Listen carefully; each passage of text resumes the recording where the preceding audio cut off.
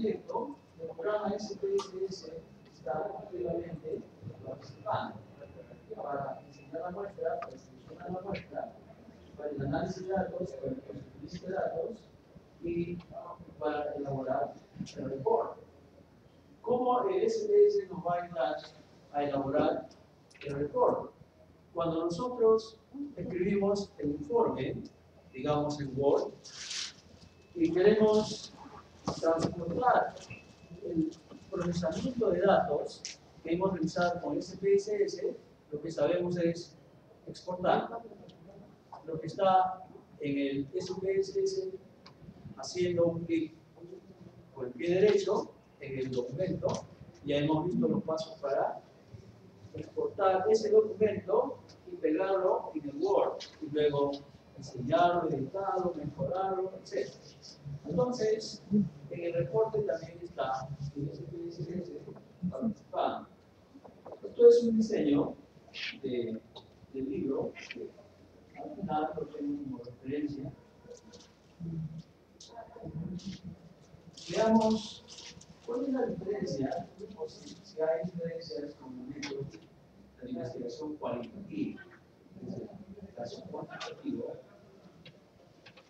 El caso cualitativo, en el caso cualitativo de investigación, también observando las características, el proceso y sus bondades.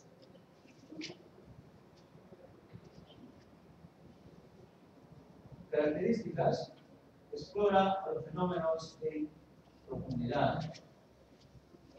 Se conduce básicamente en ambientes naturales. Los significados se extraen de los datos y el proceso es recurrente. El proceso en el caso cuantitativo es secuencial. Aquí el proceso puede ser paralelo. Y la idea, el marco teórico al centro, en cualquier momento puedo ir a cualquier etapa, dependiendo del marco teórico que estamos nosotros estudiando. Es inductivo, no tiene la secuencia lineal. No tiene la secuencia lineal significa que podemos ir a diferentes etapas al mismo tiempo durante la investigación.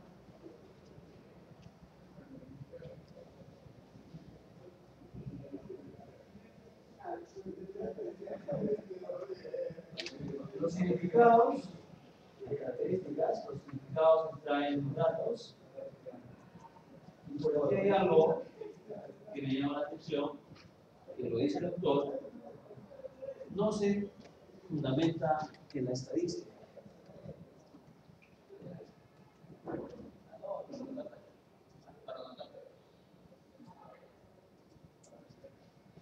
En su proceso analiza múltiples realidades subjetivas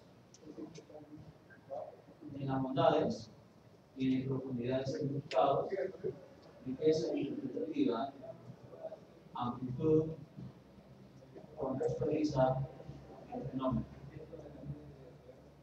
Estas son las características del proceso, las bondades que he podido resumir del libro de metodología de investigación. Y también a cada etapa, cada característica requiere su análisis. Cuando mencionamos aquí no tiene secuencia lineal, hay que darle la explicación por qué. Analiza múltiples realidades, tiene su explicación. Los libros, el libro de metodología de investigación tiene como 800 páginas, donde varias páginas son dedicadas a cada una de estas etapas. Esto es simplemente un resumen que podríamos considerar, y si de acuerdo al tipo de investigación que vamos a llevar a cabo, nosotros podríamos profundizar en cualquiera de ellos con la bibliografía.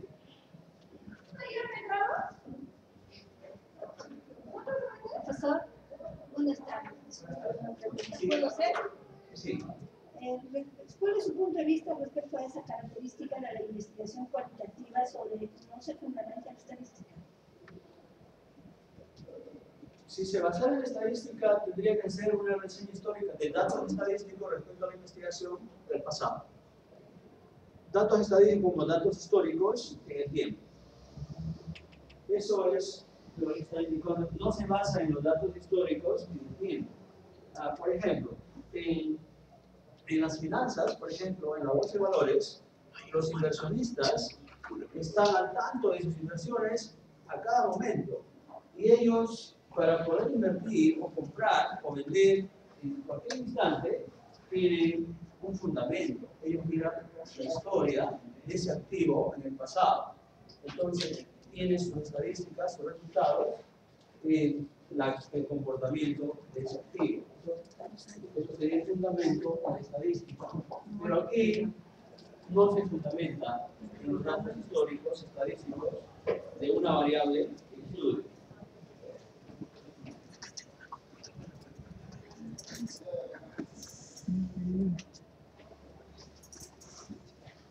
En las etapas, que también es parecido, también es 10 etapas, con la hipótesis activo de la función, podemos observar lo siguiente. Iniciamos igual con la idea. La idea de la primera etapa. También planteamiento del problema, igual. Aquí es proyectar función inicial campo. Por ahí habíamos visto en el proceso que el enfoque cuantitativo no sigue una secuencia lineal. O sea, no va así el enfoque cuantitativo. Primero aquí, luego aquí, si no vimos aquí, no vamos a hacer etapas. En este caso sí. El marco teórico puede realizarse paralelamente a todas estas etapas. Por ejemplo, ¿cómo puede surgir una idea de investigación? Cuando he estudiado el marco teórico de un tema, tengo amplio dominio, conocimiento de ese tema, entonces surge una idea de investigación. El marco teórico está relacionado con la idea.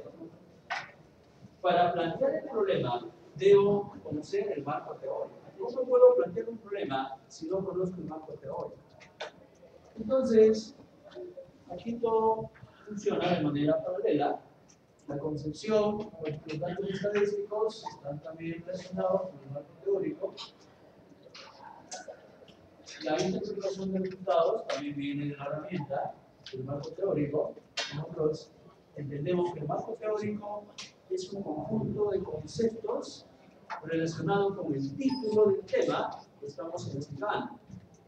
Entonces, cuando tenemos el marco teórico y queremos interpretar resultados, debemos utilizar las herramientas que están en el marco teórico. Aquí todo el trabajo es paralelo. Iniciando aquí podemos escalar el marco teórico. Sí, eso es la secuencia no lineal.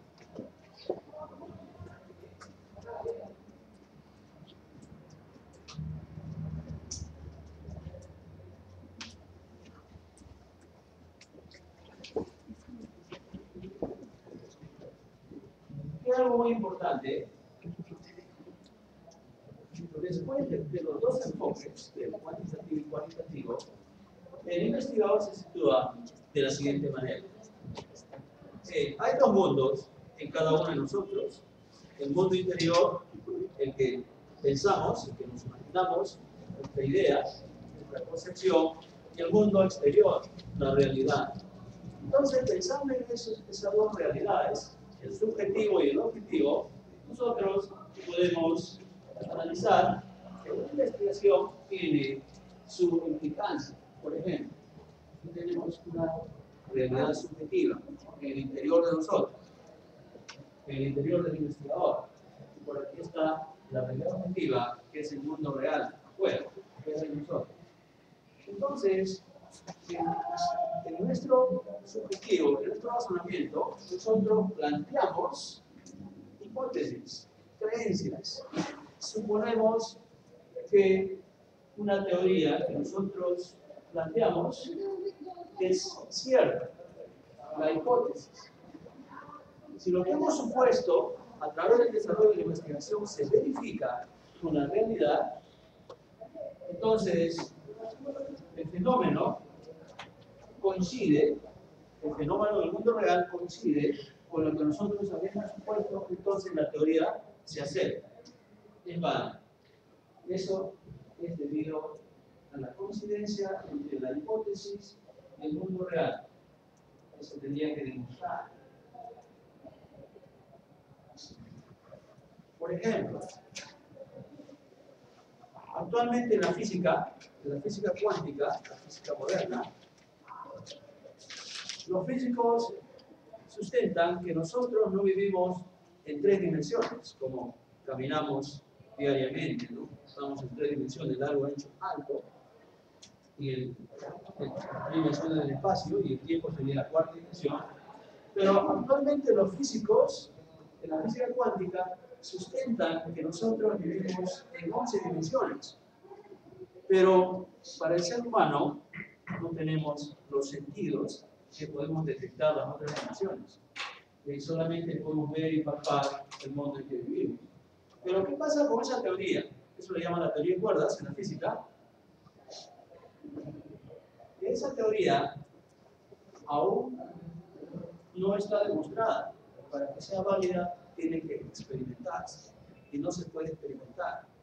La ciencia tiene que ser demostrada. Entonces, la hipótesis que tienen los físicos cuánticos actualmente no coincide con la realidad. O sea, no hay prueba. Si no coincide, la realidad del fenómeno no coincide con las hipótesis, entonces se rechazan las creencias del investigador o se deben modificar junto con la teoría. No difiere, no coincide con la realidad. Pero otros casos, en la misma física, por ejemplo, cuando Newton establece su ley, lo demuestra y esa ley coincide con la realidad, hasta los tiempos actuales tiene validez. Entonces, la hipótesis, la creencia de Newton coincide con la realidad, es una teoría aceptada y demostrada. Profesor, Sí. si me permite, es que son 2 cosas que me parecen diferentes. En el campo de la física ya hay una estructura. El investigador va directamente por esta estructura. Pero si nosotros vamos a otra realidad, entonces ahí encontramos ya que es más compleja, donde hay que utilizar ciertos elementos para llegar al problema en sí que se está estudiando, ¿no? Porque según Popper, cuando establece esta misma realidad, Popper distingue el estudio, de acuerdo a los métodos, del lenguaje, etcétera, psicológico, ¿no? Y distingue claramente este problema, porque dice, porque está acá hablando prácticamente de métodos, ¿no?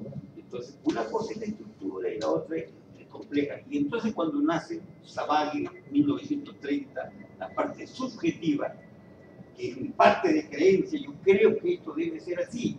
Un alumno me dice que esto es así, entonces yo creo que es así.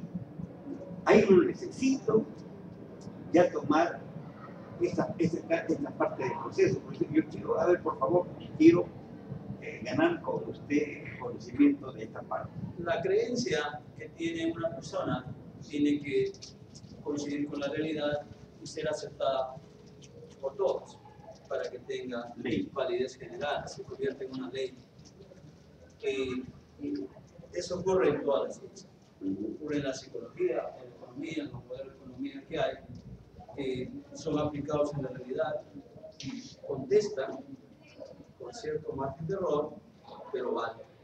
Y lo aceptan en China, en Estados Unidos y aquí. Lo que se trata es que la ley sea de alcance universal, que sea válido para todos. Si es una ley y se encuentra un contraejemplo, se destruye, se cae. Entonces, las hipótesis tienen que demostrarse. Si las hipótesis no se demuestran, quedan ahí con una conjetura, se quedan. Bueno, es un problema abierto, ahorita no tiene demostración y se queda ahí. Pero hay muchos problemas abiertos en todas las disciplinas actualmente, pero si se prueba la hipótesis, ya se convierte en un teorema que sería una ley.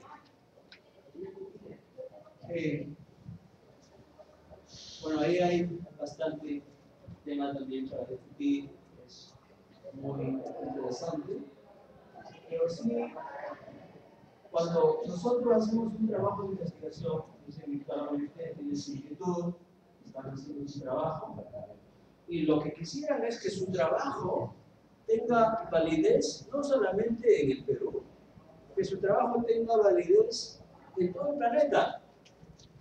No hagamos trabajo que diga en el Perú esto se cumple, ¿y qué pasa en Colombia?